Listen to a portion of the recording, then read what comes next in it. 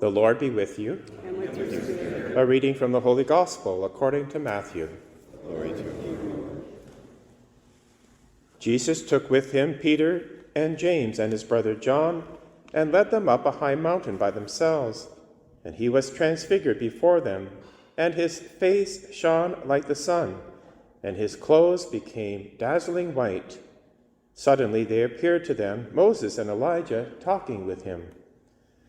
Then Peter said to Jesus, "Lord, it is good for us to be here. If you wish, I will make 3 dwellings here, one for you, one for Moses, and one for Elijah." While he was still speaking, suddenly a bright cloud overshadowed them. And from the cloud a voice said, "This is my Son, the Beloved.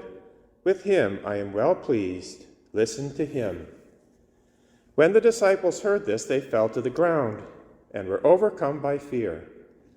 But Jesus came and touched them, saying, "Get up and do not be afraid." And then, when they looked up, they saw no one except Jesus himself alone. As they were coming down the mountain, Jesus ordered them, "Tell no one about the vision until after the Son of Man has been raised from the dead." The Gospel of the Lord. Praise to you, Lord Jesus Christ. Today we hear the account of the Transfiguration. It is an important account because it's repeated in all 3 of the Synoptic Gospels, Matthew, Luke, and Mark. But for us to truly understand its importance and how it's applicable to us, we have to go right back into the Old Testament where it finds its roots. So back in the book of Exodus, chapters 24 and 34, we have Moses going up a mountain. Now, Moses was leading the Israelites out of physical slavery in Egypt into the Promised Land through the desert. This was called the Exodus. In the desert, he stops at Mount Sinai. God calls him to go up the mountain, and he takes with him his 3 closest friends, collaborators, Aaron, Nadab, and Abihu. Nadab and Abihu are brothers. They go up the mountain together, and they encounter God.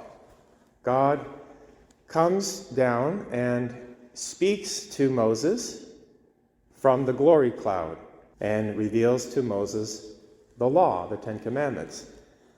Moses becomes transfigured. His face begins to shine with the very glory of God because he's been there now 40 days. And when he comes down the mountain, the people see he has been transfigured. And then he continues his ministry, leading the people through the desert with this new revelation, the Torah. With that background, we get to now today's gospel from Matthew chapter 17. Jesus goes up the mountain.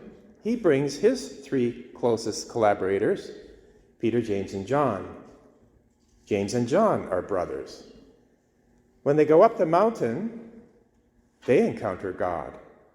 God speaks from the glory cloud and says, "This is my beloved Son, listen to him." And the face of Jesus and his clothes become bright, radiating not just the glory of God, but the divinity of Christ, his own divinity. In that sense, he is perfecting what was begun in the Old Testament with Moses. Jesus is the new Moses. He goes up the mountain. He is the new law, the new covenant. And who was with him on the mountain? Not just Peter, James, and John, but Moses and Elijah from the Old Testament. What's interesting is that Moses and Elijah are speaking to Jesus about the new Exodus. We see that in the parallel account in Luke's Gospel, chapter 9, of the Transfiguration. And that's significant because Jesus, the new Moses, is now leading us, because we're included now, in a new Exodus, not from physical slavery to captivity in Egypt, but spiritual slavery to sin, addiction. He's bringing us out of that bondage through our lives to the true promised land of heaven. So that's the significance of the Transfiguration event. When Jesus comes down the mountain, he continues his ministry with Peter, James, and John. And he does something very significant. Just before he goes up another mountain, Mount Calvary, to experience his crucifixion, he brings Peter, James, and John and the other apostles to the upper room, where he institutes the Eucharist. He brings out bread and wine, and he says, "This is my body, this is my blood." So he transfigures, in a sense, the bread and wine into his own presence. Better term is transubstantiates. And he does that because he knows that we are on a journey in this life, and it's treacherous because there is all kinds of temptation and sin that can cause us to stumble on our way. And we're meant to come here at this Mass and experience our own transfiguration, because that's what the Mass is. Remember what happens at the midpoint of the Mass. We enter into this Eucharistic prayer.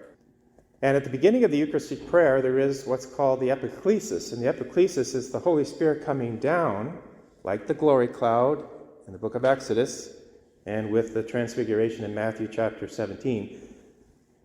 It comes down on the altar and transubstantiates the bread and wine into Christ.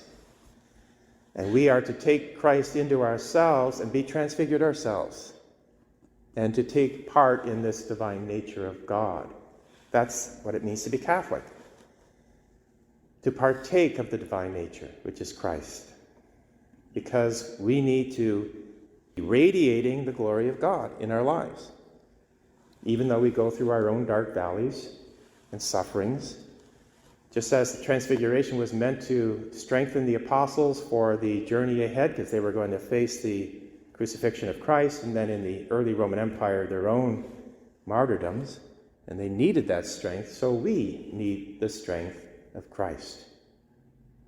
I'll just end with this very brief story I came across. It's basically about the Transfiguration, but in a new way of speaking.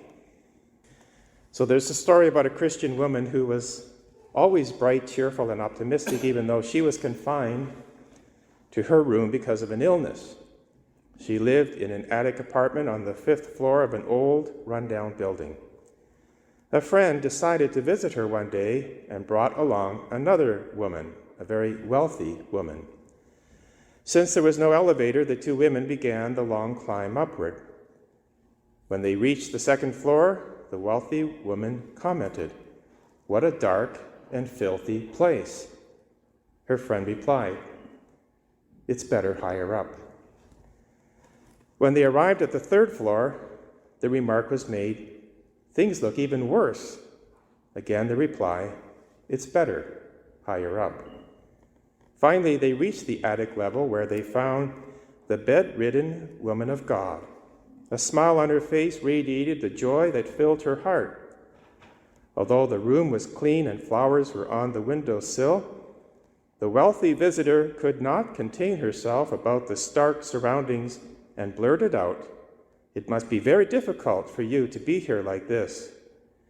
Without a moment's hesitation, the shut-in responded, "It will be better higher up." There's a woman who's been transfigured by her faith. Even though she's bedridden, suffering, she radiates the joy of Christ because she's obviously in a relationship with Christ. And that's what we're called to be as well. It begins with the sacraments, but also with our prayers and our works of charity. Our whole life is meant to be transfigured. Because, as this woman found out, even through the suffering, she knows where she's going. We know where we're going. It's much, much better higher up.